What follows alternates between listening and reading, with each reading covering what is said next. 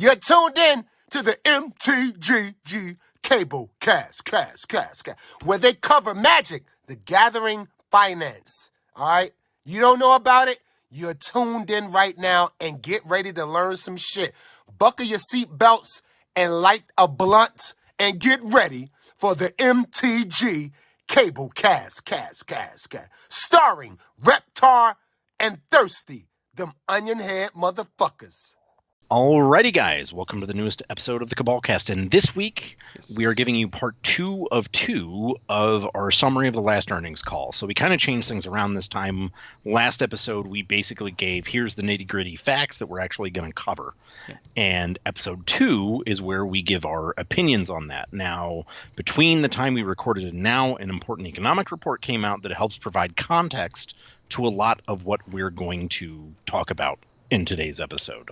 So with that, let's get started with some context. So this is going to be pretty dry, but from what we've seen in the last couple of months, consumer spending growth has accelerated in July, which is great, but income growth slowed overall, and inflation ticked up. So people are seeing that with the no stop to inflation and kind of wage stagnation, if they were looking to move into a house or make a big purchase, they are doing so. So we are seeing pending home sales increase slightly again. The August employment report was also kind of a mixed bag. Job growth in August was stronger than was anticipated, but prior job numbers were revised down. So basically, that's kind of the same thing that's happening with a lot of our key economic indicators, is just things don't look good, so they're revised one way or another. And the unemployment rate did increase. Average hourly earnings also slowed, right? So that's both like salary, hourly, all income slowed down. Yeah. Yep. And then consumer confidence in the market declined, especially in vehicle markets. That is one of the key economic indicators that we look at alongside homes, because those are very large purchases that generally involve taking out a line of credit. And with interest rates and inflation increasing, that is kind of a wanton thing for people to do. It is a little haphazard, but when they absolutely have to, or they see that there's no respite, then they will pull the trigger. Which is basically where we're at. Yep. Now, this is important, obviously, to provide context to all of this, because Hasbro, like any publicly traded company, is more or less controlled by the whims of the market. Mm-hmm. If people are not buying homes, if they're not making necessity purchases that are large, they probably have less money budgeted for luxury items or hobbies or stuff like that. Now, they're still spending money, just not nearly at the rate that they were. Correct. Or one of the big things that we see, especially now with this kind of economic cycle starting with the beginning of the pandemic, is that people will also pay down debt. They will shrink their lives down because they don't feel like they can or should make these large purchases. So they're paying off the debt that they have. During COVID, it was like market every quarter, the largest amount of consumer debt paid down quarter after quarter after quarter. So I think the really telling thing here for me is obviously consumer confidence is down. Nobody's spending money when that's the case, except large companies that aren't impacted, such as Hasbro, quote, even though they are beholden to shareholders. I'm curious what's going to happen going forward, because there's a lot of people that think we're going to enter economic decline. We have every indicator that we should be. Mm-hmm. And yet companies, and it's not just Hasbro, and I do want to stress that, are still projecting for higher earnings than what are coming in. And they have not adjusted their forecasts to coincide with that, which is very interesting to me, that it's not just luxury companies. I mean, I guess Apple is kind of a luxury company, but like companies like Apple and Google, which are used in our everyday life and we don't really have a choice at this point, are also reviving their forecasts, or also not reviving their forecasts for profits. So that's an interesting underlying factor there. No, and what we see in tech and have been seeing for a while is something that we will discuss a couple of times in this article, in that to remain profitable, companies are shrinking their employee footprint. Yeah. So specifically in tech, the industry exploded in terms of employee population because everybody was working from home, which meant that services needed to be maintained, they needed to be built. That required more talent. It was just harder overall. When people were no longer spending as much time at home, they were able to go out. These companies realized that even with the infrastructure in place, it was no longer necessary to keep on that number of employees, and so they begun to shrink over time. And it's basically profit by cutting loss, and that's what we'll see in this Hasbro write-up. Then you have some instances like is it Citibank or Citigroup, who quietly let go all of their engineering agile management. So that's all their Scrum Masters and I believe maybe their POs and or PMs. And when I heard about that, that made me believe that this is a company that's going to revise their employment and start looking to hire these roles from outside the country to keep them, but at a lower cost. So we are seeing contractors come in as well to do the same work, to maintain these services, these teams, these projects, but at a much lower cost. Yeah. Because we've built up our telecommunications abilities. People are used to working with remote team members now, so it becomes a little more palatable for this. And so, we will see elements of this in the quarterly earnings call overall. That's not a lot of stuff that we talk about here. I believe there was talk about shrink at Hasbro similarly, but we will discuss non-employment related shrink. Yeah. But to start off, the first bullet point we had was there was an expected revenue decline at Hasbro. We knew this was coming. They had to pay off some goodwill debts. E1, the D&D movie, missed projections, but the revenue declined 10% instead of what their projection was, which is, again, an odd phrase to say. It declined ahead of expectations, driven by stronger than planned point of sale trends within consumer products, which basically means that it declined 10% instead of, say, 15 or 20%. Yeah. And by point of sale trends, that basically just means at the register, not online, in the stores. At an LGS. Yeah. Or, buying anything Marvel.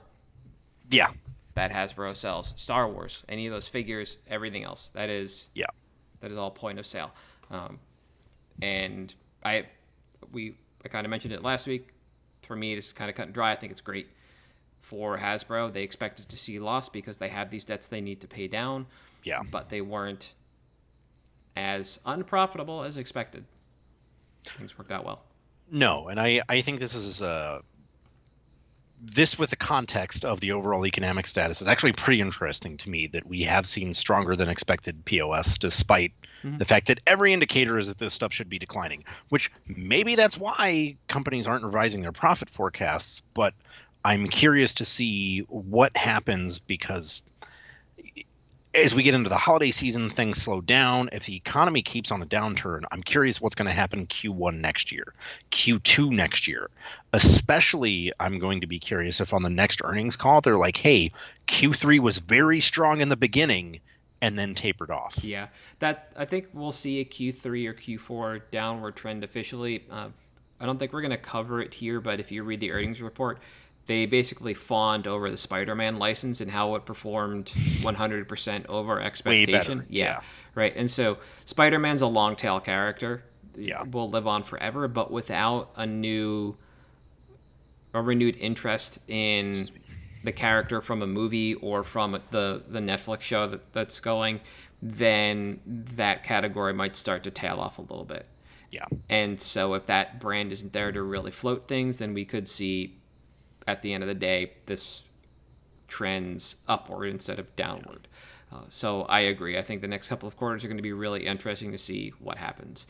Kind of along with that, and another reason why Q2 was so good is the Lord of the Rings set, and it's going to become a long tail product. Yeah. So they'll basically turn the printers on for it as long as Hasbro owns the license and as long as it sells well. So that also pushed Q2 profits, and if that set continues to sell at a rate they like, then just turn on the money printer. And maybe that also helps float. Who knows? The thing about this that's interesting to me is, 90% of the sales hype centered around Lord of the Rings was centered around the $2 million bounty on the One of One. Yep. I literally had sports people that were like, hey, can you hook me up with some boxes of this? I hear there's a $2 million bounty. I don't know anything about it. There's a clip of some streamer that opened a smog token and didn't know how TCG Player worked and thought it was a $10,000 token. It got a lot of people into this that don't have prolonged interest in it. Yeah. So I'm curious how it goes. But then, of course, MH2 sold well enough that we're getting a reprint of it 2 years later. Yep. So who knows? Maybe it does come back before too long. Yeah, there's a lot of mid-value in the set right now, and the more they print it, the more everything's going to go down. So Orcish Bowmasters just becomes the mid-value in the set, and everything else is going to be dirt. I've been tracking Delighted Halflings on CK because I want to use my credit, and they're finally trending downward from like $16 towards market, which is like $11. Yeah. And their Bowmasters, now that they're in stock, are also trending downward. So it seems like people are just kind of like giving up the ghost and eventually selling back in. But if they want to re-up, that's perfectly fine. This set isn't bad for. I mean, okay. When I say the word bad, I mean from a performance standpoint. Yes. Isn't bad overall, and there's still hype for it for Modern because the cards are bad for those formats for Modern and Legacy.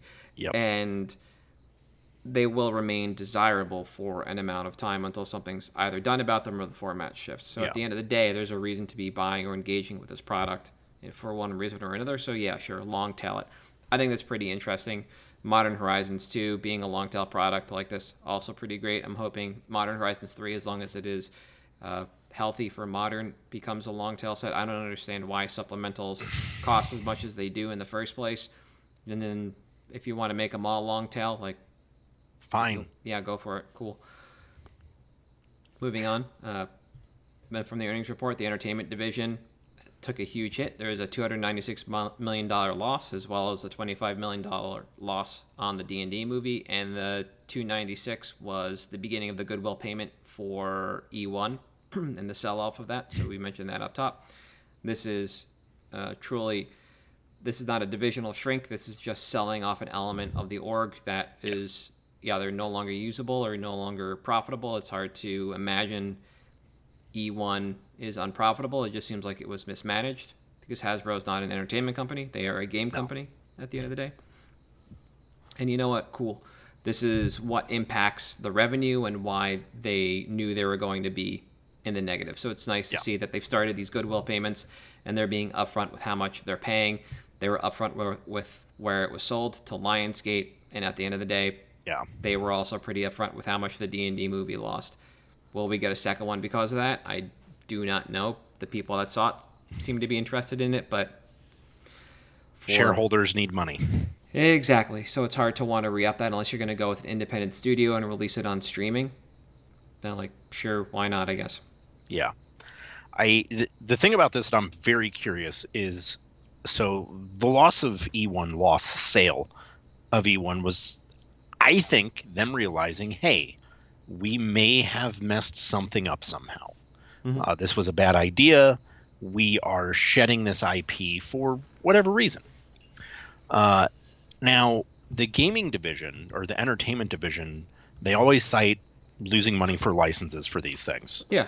I am curious what will happen in Q3 with Baldur's Gate 3 and the licensing from Larian, and what kind of revenue that generates.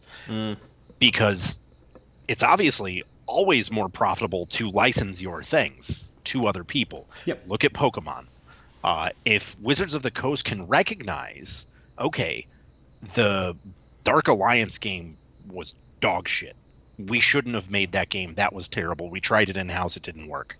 The D&D movie didn't work. We tried it in-house. I am hoping that this is indicative of maybe we're going to start licensing our stuff out to better products. Yeah. And hopefully with a little bit of QC, because obviously you don't want a Wand of Gamelon situation. But Larian has done a bang-up job with the Dungeons and Dragons license. If you get more stuff like that out there, that to me is what I am curious to see, because that's the more profitable venue for Hasbro to explore its own licenses and frankly get to a point where it might be able to afford to sell Wizards of the Coast, or to say, you know what, you guys just run yourselves. We got all this other stuff to worry about. No, for sure. So the other thing we talked about prior to the cast last week was companies generally make known what pre-sale numbers look like for certain items, and there's a pre-sale window for whatever, and that helps determine how many or how much of an object to make or print or what have you when you're doing physical medium. Baldur's Gate 3 pre-sale numbers are available. So where have they been on these quarterly reports? Because that game was in pre-sale for a rather long time. So will they just years, will they just be lumped into profits now that the game's live? Don't know, but that's something hopefully we will find out sooner rather than later. And going back to the E1 thing and the shedding of that, maybe it's also a lesson in, if people don't want to engage with your licenses, there's a reason. You didn't need to make a series of G.I. Joe movies. Yeah. Or you could have stopped with the Transformers movies at some point. This is one last point on the licensing thing. Looking at Steam charts, okay. Counter-Strike Global Offensive, the #1 played game in the world. Peak players in the last 24 hours, or peak players ever, 1.5 million. Baldur's Gate 3 is #2 with 800,000 for a single-player game. Yeah. That's a huge opportunity for Wizards to make revenue for basically doing none of the work. Yeah, exactly. It's great when you can sell your licenses like that, or license your products like that, rather. Next on the list was the reduction of global inventory levels by 16% each, and this was cited as an issue in 2020. Sorry, owned and global inventory levels each, which was cited as an issue in 2022. They said they were basically just losing profits to items sitting in warehouses across the globe. Great, this is what we wanted to see. They're fire selling them, whatever, launching them into the sun. Fine, get them into money. They're worth $0 till you sell them. Exactly. Free up space, reduce your footprint in the warehouse, reduce costs. Overall, there's a lot of money to be saved here. Yep. Great. Like literal shrink. Awesome. Fantastic. Excited to see it. And again, hopefully this impacts the future. They know not to stock 8 years worth of Mr. Potato Head. But remember, Furbies are coming back. So we might still have a problem. We may still have demonic animals listening to us. Now, the next two bullet points we'll cover are direct quotes. So operating profit decline of 37% due to lower revenue, higher royalty expense associated with Universes Beyond, and increased investments. So basically, Magic was still profitable, just down 37% compared to Q2 of 2022 and those profit numbers. Yep. So that's not to say that Magic was in the negative. Now, also, Q2 2022 had one additional set compared to Q3, and so we knew that there was just going to be this gap. It was announced and expected ahead of I think we even made it into 2023. Yeah, I believe we knew the slate, and WotC knew this was going to be a low quarter. When you run the averages, though, because of the Lord of the Rings release, Q3 2023 sees more money spent per set in Magic than in Q2 2022, which is great, awesome. The one thing we don't know is what these licenses cost, what these investments are for anything else going on outside Universes Beyond, because they just say with Universes Beyond and increased investment. So my assumption is that it's not just Universes Beyond, but it's also Secret Layers when you are getting the dedicated artist Secret Layers. Yeah. And you're paying for individualized art or stylized art for the rest of the stuff, when you have the kind of artist soup stuff. Yeah. So, as expected. Like the Tolkien estate is more than willing to license out the product as long as they agree with what you're doing with it, and you want to pay. Yeah. So, not difficult. No, not at all. And at the end of the day, when the Lord of the Rings set is analyzed and it's done, the license will have paid for itself umpteen times over. So great. This is definitely a case of you got to spend money to make money. Yeah. I don't know exactly what the breakdown is. They didn't give this between royalties and how much, basically royalties. Yeah. They're really good at obfuscating all of the data that we want to actually get into this, but hey. Yeah, exactly. So, I would have thought the Lord of the Rings, for at the time of announcement, the second best-selling Magic set ever, on its way to the best-selling Magic set ever, would have closed the gap a little bit more, but in this quarter. But with Commander Masters right around the corner, then things get a little fuzzy, because as we've been saying for months, it's really difficult to see, aside from the allure of popping the one of one, how a Commander player, somebody really only engages with the format through supplementals like this, is able to or wants to spend money on both of these products, especially when Commander Masters has such a high price point before we get into spoilers, and the only way to really get it was to pre-order. Yeah. So it's like you're being asked to spend 1.5 to 2x on Commander Masters product compared to Lord of the Rings, so where are you going to spend your money? And maybe that throws stuff off. So yeah, this is it looks fine on the surface, but the obfuscation here is really kind of what annoys the hell out of me. Same. I just want some transparency, please. Yeah. And then the last bullet point, digital and licensed gaming revenue increase of 33%, bolstered by the addition of D&D Beyond and growth in Magic the Gathering Arena. So, awesome. Cool. Yeah, this is good. I would love to see some breakdowns. Yep. Again, the obfuscation is what's, killing it for me. And there's, especially there was a report that came out, obviously, that said Marvel Snap outsold the OG or the Yu-Gi-Oh! Online and Arena and stuff. I would like to know how the Arena revenue is broken down. What's done on mobile apps? Yep. What's done on tablets, full-blown PCs, whatever the case is. And again, it's just completely obfuscated. Yeah, or what does the revenue stream that is D&D Beyond even look like? Because obviously you wanted to charge for the license, and that got shut down real quick. Hard. Yeah. So how are you where's the revenue there? Exactly. What kind of revenue is it generating? This isn't like a loss leader product. People aren't going to pick up, a bunch of books and then, oh, by the way, subscribe to D&D Beyond. Right. So charging less than it's worth, it doesn't make sense. This might just be like a categorical loss leader. Because I can't imagine that the amount of time and effort and energy spent to build this product is really being returned with all the other options out there that are free to use. Yeah. I just don't get it. And it's like, I'm glad we could just quote these and kind of move on with our days, because this is the stuff I don't think we're ever going to get until somebody like AltaFox comes in and just gets tired of this shit. Or maybe somebody on the board just gets a bee in their bonnet and says, like, hey, no, we can't. We're going to do this now. Here's all the info you've asked for. Yeah. We're actually going to make good on our statements. And then the only thing that I couldn't figure out, because Brand Blueprint 2.0 was still just like word salad, how that actually impacts this crap. No idea. Yeah. As expected, Hasbro Gaming was just kind of lagging behind the WotC gaming stuff. So cool, how many versions of Monopoly can one person own? Do you really need 14 copies of Trouble? And I don't even know if that's a Hasbro game. Yeah, it doesn't seem long-term viable, whereas Magic, obviously, if you're cranking out 1 million products, there's a bunch of stuff you can sell. Yeah.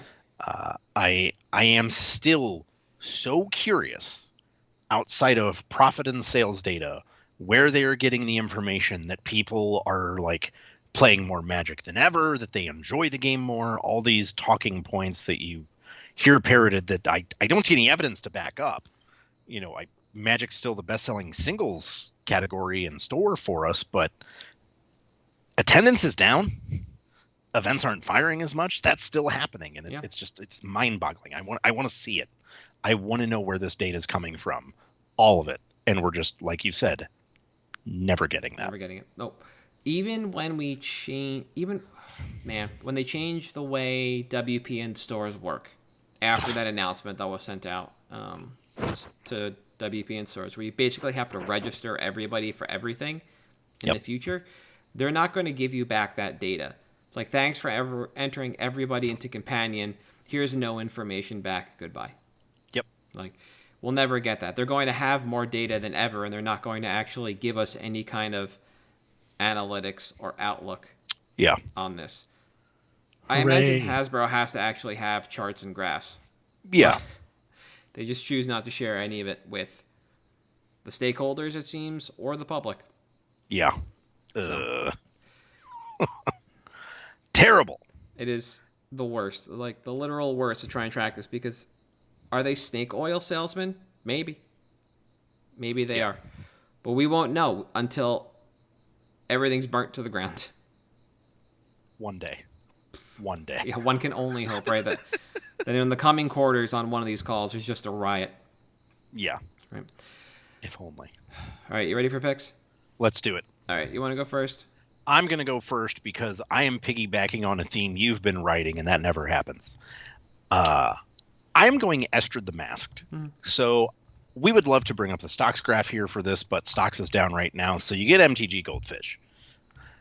Why this card? Well, because it's enchantment based.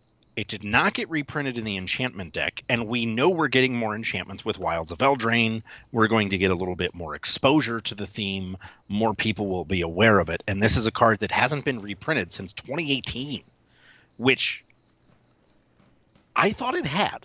So when I was looking for Enchantress stuff, I was like, well, here's actually a fairly good one. Hasn't been reprinted, was in a pre-con product, which granted saw a decent print run, but it can be your commander.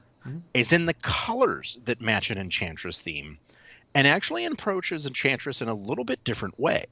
That's +2, untap each enchanted permanent you control.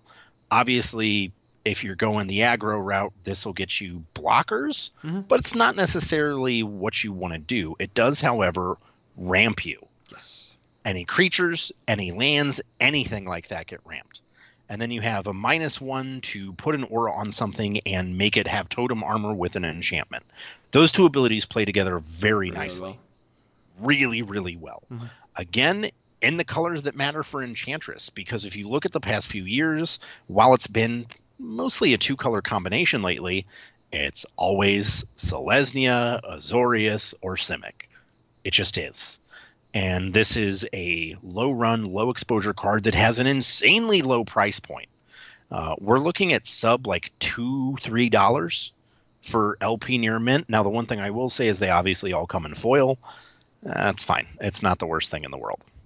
We're looking at about 200 listings right now on TCG Player. Now, this is something that I'm a little bit skeptical about, and that is the velocity of this card. You're really not getting more than 3 to 4 copies a day that are moving and selling at a sub $3 line. Now, some people think that's, why would you buy it if the liquidity's not there? Because for me, this is like this is slumlording not on the reserved list. You get 10 of these for $30, you throw them in a box, and in 6 months you check it and see where it's at. It's something that you can pick up pretty easily in trade binders. It's probably in your like bulk foil box at your local store. And it's something that, honestly, I haven't seen people even play this card. I haven't seen a content creator bump. This is a card that, to me, it doesn't necessarily epitomize the Invisibles, but if the Invisibles had a card version, that's what Estrid falls into. It's the kind of thing that you don't see often. It's a little bit atypical for the theme because you're not drawing a bunch of cards. You're not doing any of the normal Enchantress stuff. But it's pretty good, I would think. Yeah. It is, I will say, an EDH rec, less than 0.1% of decks, which is wild. Because that, to me, says there's a huge opportunity for this card to see exposure and explode in popularity and play.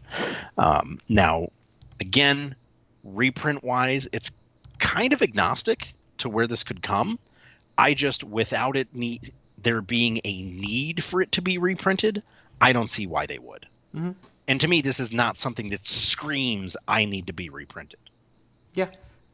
No, I think Estrid's in a really interesting spot right now. So Eldraine releases this Friday, pre-released last week, so people are getting to experience not just the enchantments that set brings with it, and I don't mean the extra sheet, I mean within the set, but also the rolls, which are enchantment tokens, which works with Estrid's +1. So we're getting a feel for how those work overall. And white, I think white, blue, and green. I think all 5 colors might create rolls, but those are going to, like, the Bant Shard is going to be your roll generator. So going back to it, you mentioned up top being a little aggressive. Well, cool. You can create rolls and just dole them out and then untap all those creatures. You can untap your lands, whatever you want. And I think at that point, Estrid becomes a little more interesting and a little more unique. If you're going to play an Enchantress style deck, or even an enchantment heavy deck, something like Zur, there are different or other options, because those commanders generally draw you cards or reward you for playing enchantments in a little more straightforward fashion. Estrid definitely espouses a completely different game plan than people are used to, and that could just be part of why it's not really seeing play. It's not like there wasn't this critical mass of enchantments that you could be playing. It was just there was no focus. Maybe the rolls help here, because you can be doing so many other things and then creating a roll alongside that. There's a rare in this set. I just saw it in draft tonight. It's a white rare. Is it something of Fables? Yeah. Oh, first thing I thought was of Clefables. Spellbook Vendor. That one, yeah. Colors on a white 2/2 with Vigilance. At the beginning of combat on your turn, you may pay a colorless. When you do, create a sorcerer roll token attached to target creature you control. And the sorcerer roll is this creature gets +1/+1 and has, whenever it attacks, scry 1. So that is a white creature that just rewards you for entering the combat. So granted, it only creates 1 roll, but it's an enchantment, it's a token, it does a lot of really cool and interesting things. And so when you are able to do that, right, you don't actually have to cast an aura or an enchantment. You can use that creature to put an aura token on something and now plus Estrid and untap it. Like, Lord knows what that creature did prior to get to tapping, but Estrid can now untap it. And so I think this is also a really good look for, now people can do some more unique, interesting, and creative things. And so Estrid might possibly be at the forefront of this. So it's a good look overall. And I think the really nice thing, too, that Estrid plays into is you actually do have decent Enchantress combos. Not just, like, combinations of card, but, like, you can literally just Words of Wind bounce everybody's board. Yeah.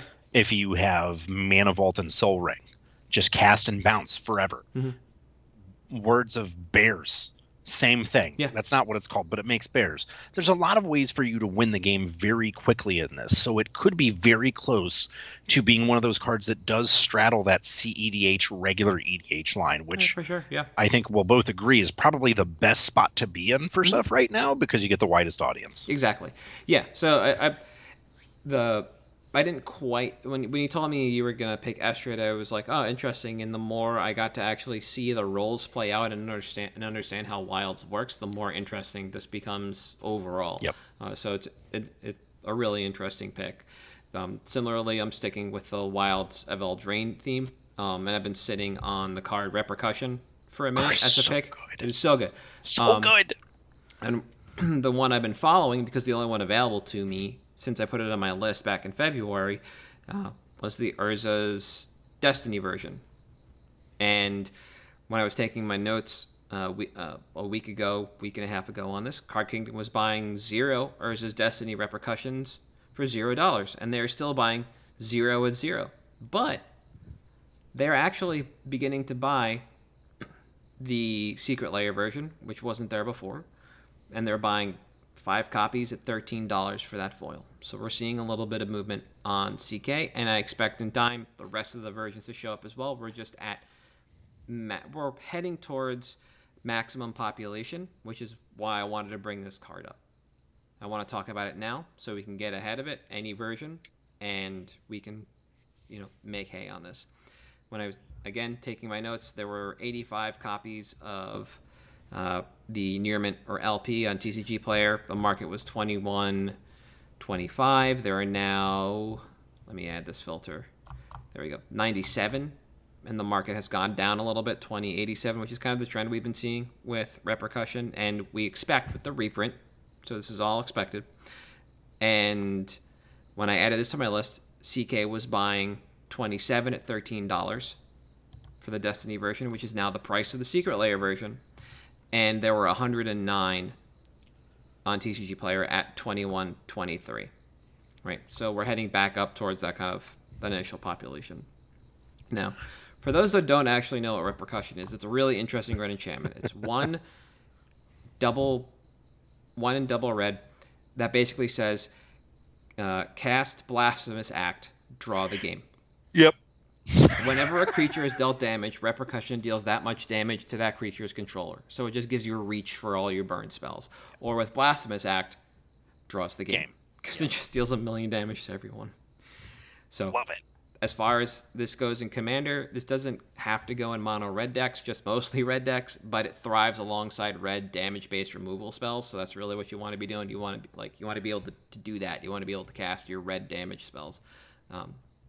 So looking on the format on the whole, we look at Rec again. We'll see a bunch of the expected commanders, Toralf, God of Fury, and Torbrand, Thane of Redfell, and they both deal with enhancing the damage dealt alongside other generals that directly deal damage, like Kumano. Master Yamabushi is just like a fireball on a creature.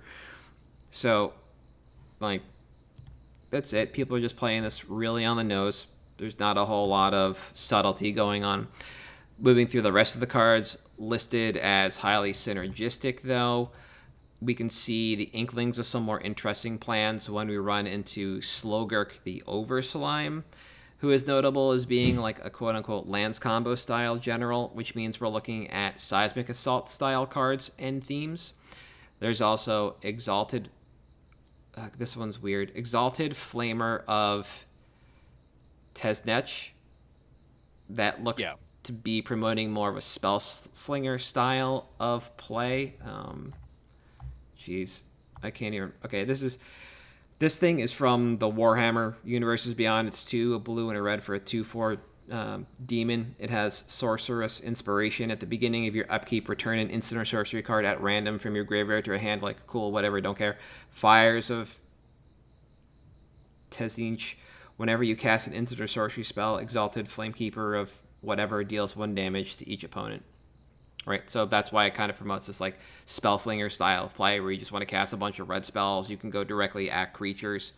That then, with Repercussion, then takes that damage and puts it to the players, and now you get 1 damage again off of the Exalted Flamer. Yeah. And so this gives us a pretty wide base of appeal, and Wilds of Eldraine also brings us Emodane the Pyro Hammer, which is just another tool in the kit of this card overall. And this card's pretty interesting. This is 2 and 2 red for a 4/4. Whenever a legendary creature, Human Knight, whenever an instant or sorcery spell you control that targets only a single creature deals damage to that creature, Emodane deals that much damage to each opponent. So this is also not quite Repercussion at home, but it is very similar to Repercussion at home. It basically lets your bolt hit a creature and then radiate around the table. So now you deal 3 damage to that creature and then 9 damage, spread across the table. So Repercussion gives red-based decks a form of reach they never really had before by allowing the damage they deal to creatures to, again, radiate back to the controller of that creature, which makes cards even as simple as Lightning Bolt, like I described, a highly efficient spell. It opens up the door for interesting ways to play red. It allows you to turn creature-based removal into player removal, and then also offers a few ways to end the game with 1 spell, possibly even causing the draw. Thus, kind of the joke. Blasphemous Act, Rolling and Regular Earthquake, Chain Reaction, all have the opportunity to end the game in glorious fashion. Those are the kind of spells that we really want to look at. Even Combat Storm, bang, bang, bang, bang. Just devastating dreams. That's another one. Timeline, CK's zeroed out their buy list, assumedly after the spoiling of Repercussion on the Enchanted Tales sheet. So we're waiting for what I expect is an inevitable recovery of price, and that's based on the recovery we saw from the secret layer printing. So the graph on Goldfish, a little difficult to see, but we see it peaks up into Strixhaven and then kind of teeters ever so slowly back down. It troughs and then it comes back up. It finally recovers around July, and now we're headed back into a downswing. But that recovery is finally coming out of the secret layer. For the Destiny version, that took about a year for the price to kind of come back up. The retrace in price after IKO was more significant. So the IKO drop we saw, it comes back. We see, man, this graph is so hard to deal with because it's just so small. There is a dip in IKO. It comes back up, but the Strixhaven one is much deeper. Yeah. The secret layer recovered now. So it took about a year to recover, but the drop in price wasn't that significant. The retrace after IKO, however, was a little more significant because it basically said, like, this will come back. We'll see it come back to like $22. Now, the secret layer reprint recovered in price back to its pre-release prices, which is actually really funny to see because it's like shoots up to 20, then like slams down to like 10, and then it's just a big old U back up towards 20. But that took about 6 months, and this is the number I'm more aligned with, not the year recovery that it took the Destiny version, but the 6 months version. It took 6 months for the secret layer. Now, WoW has about a month to breathe before the Doctor Who Commander decks and 2 months before Lost Caverns of Ixalan, and unless WoW is a highly desirable set, I wouldn't expect the population of any cards on the Enchanting Tales sheet to maintain high inventory levels through the set's lifespan. So some people are kind of looking at this like the Mystical Archive stuff, which... Some of it did linger, and some of it is still lingering, but those are like the nonsense cards. And like, yeah, sure, Curiosity might sit around forever, or Ground Seal might sit around forever. But your highly sought after enchantments, your Bitter Blossoms, your Repercussions, Omnisciences, etc., are just gonna go. And so so what I expect is, because this set has no time to breathe at all. And now that we have the full spoiler, I did not then, it does not look like the set is going to be highly sought after in the short term. No. With the Doctor Who stuff coming up and Ixalan coming up, we're going to see kind of a short print on this until maybe mid to late 2024. That the sheet cards are going to dry up. The good ones are going to dry up. Sought after ones are going to dry up. So I expect the parallel here is Mystical Archives as the population dries, and there will be no large refills. And you got to look at like I mentioned, the credit cards. You got to look at like the Demonic Tutors, the Lightning Bolts, the Dark Writs. Like these workhorse cards from Mystical Archives disappeared. I expect the same will happen with the Enchanting Tales sheet. I believe the parallel is correct between the two. So I'm glad people did call that out. But I don't think they're all going to parallel the low end of Mystical Archives. I think it's going to parallel, like, the same lanes are going to exist. The workhorse cards are going to disappear. The anime stuff is going to parallel the Japanese language stuff. Yeah. And then your low-level stuff is just going to be hanging around till the end of time. Exactly. So, I think especially the reason that parallel is relevant is because the Wilds cards that are good are just EDH good. And that's generally with these like supplemental sets subsets within the products, I guess. That's where we should be, is with the EDH stuff, because like Repercussion, and this is a card I absolutely love, because a lesson you can learn from the price retracing is that this is a card which was not necessarily valuable because it just hadn't been printed in forever. This is a card with actual demand for this price. Yep. And that's what Dark Writ was. That's what Time Warp was out of Mystical Archives. Yep. And that's why I think this one is really good. Yeah. That's a very good analog to use for those. So I think we're going to be basically looking at 3 to 6 months once Woe was well in the rear view mirror. Like, Woe was me. Yep. Basically, once the set is gone and we're past the short print window, that's when we'll start to see these cards like Repercussion really start to pick up. Yeah. And one of the things I did was I was able to dive CK's Historics. And on August 14th, CK was buying 20 copies of Repercussion for $15.50. So it actually had increased over time, the buy price.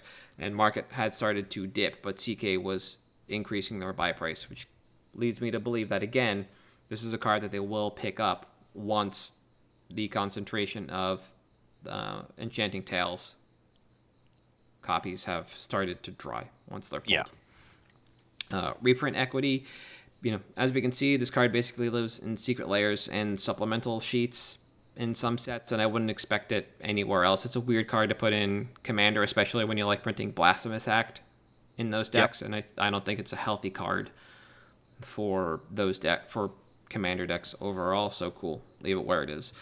And then as far as buy quantity is concerned, I have a playset. I bought them a while back before this card shot up to $20. I've had one in my Zozu deck forever, and I love it to death. And I believe I picked up a bunch when the when pre-sale prices for this went up. I can't remember. I'd have to take a look, but because I think it's just too awesome to not like the velo on this is really low. For Destiny, I know I didn't talk about this, selling like 1 or 2 copies a day, but it doesn't really matter that much because they're not making new Destiny versions. But people are buying like 20 some copies of this on average from the Enchanting Tale sheet. Like, this card is ready to go. Like, people are moving in. There's 151 listings left on TCG Player for the regular version, not the anime version. That's like a $6, $7 card right now, and this is where I would move in. I'd buy in until this was like 10. Yeah, I think it's a perpetually viable card in the format. I love red enchantments that do dumb things, especially ones that reward you for just being red, which is basically what this is. Yeah.